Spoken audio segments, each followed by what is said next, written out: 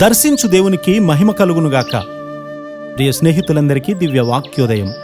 ఈనాటి పాఠ్యభాగము 1 యోహాను 4:12.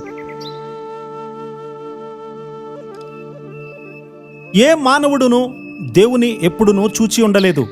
మనమొకనినొకడు ప్రేమించిన ఎడల దేవుడు మనయందు నిలిచి ఉండును, ఆయన ప్రేమ మనయందు సంపూర్ణమగును. మనము ఒకరినొకరు ప్రేమించినప్పుడు మన ప్రేమకు అనేక అవధులు ఉన్నాయి.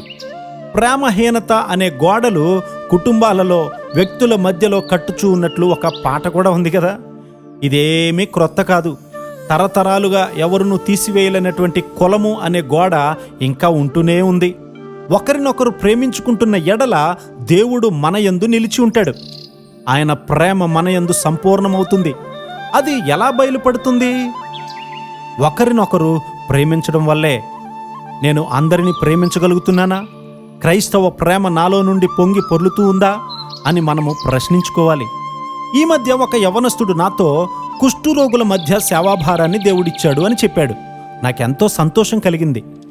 మన ఎడల దేవునికి ఉన్నటువంటి ప్రేమను మనం ఎరిగిన వారమైతే దానిని నమ్ముకొని ఉన్నాము. 1 యోహాను 4:16. మన దేశంలోనూ ఇతర దేశాల్లో కూడా అనేకులు ప్రేమ కొరకైనటువంటి ఆకలితో ఉన్నారు కదా.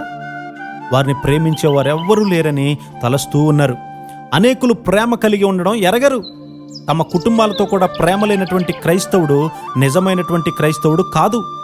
ఒకడు క్రీస్తు ప్రేమను కలిగి స్వార్థరహితంగా ఉండాలి. మనమింకను శత్రువులమై ఉండగాను, ఎదురాడు వారముగా, ప్రేమహీనులముగాను, అసహ్యులముగాను ఉండగా ఆయన మనల్ని ప్రేమించాడు కదా. హల్లెలూయా! దేవుడు మనలను ప్రేమిస్తున్నాడని ఎరగడము ఎంతో ఆదరణకరం. ప్రపంచమంతా నన్ను ద్వేషించినా కూడా ఆయన నన్ను ప్రేమిస్తున్నాడు. నేను దౌర్భాగ్యుడను, దిక్కుమాలినవాడను, దరిద్రునిగాను, అసహ్యునిగాను ఉన్నప్పటికీ కూడా ఆయన నన్ను ప్రేమిస్తూ ఉన్నాడు. రక్షకుడు నన్ను ప్రేమిస్తున్నాడన్న వార్త ఎంతో నాకు ఆదరణ కలిగిస్తూ ఉంది.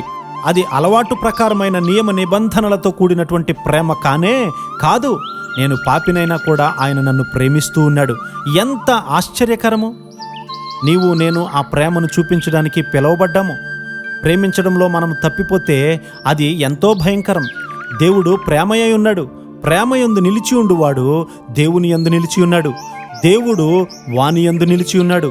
మనము దేవునిలో నిలిచి ఉండునట్లుగా ప్రేమలో నిలిచి ఉందుము గాక. ఆమేన్.